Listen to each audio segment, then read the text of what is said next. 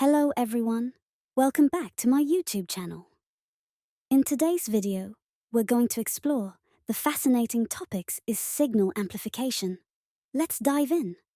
A chain of reactions occurs in a liver cell when the hormone epinephrine binds to an epinephrine receptor on the cell surface.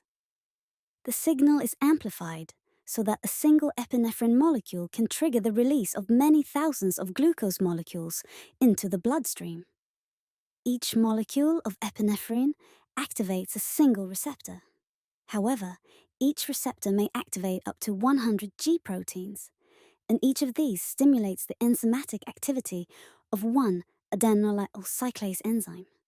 The next step in the cascade is amplified, considering that a single activated adenylyl cyclase may convert many molecules of ATP into cyclic AMP.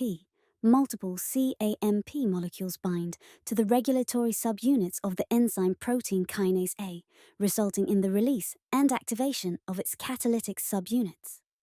Signal amplification continues as each catalytic subunit of protein kinase A phosphorylates and thereby activates many molecules of a phosphorylase kinase. Each of these enzymes, in turn, phosphorylate many molecules of the enzyme glycogen phosphorylase.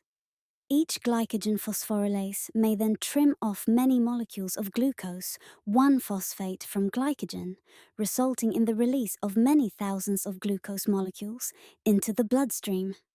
I hope you found this video helpful. Thanks for watching. Don't forget to subscribe to my channel for more informative content.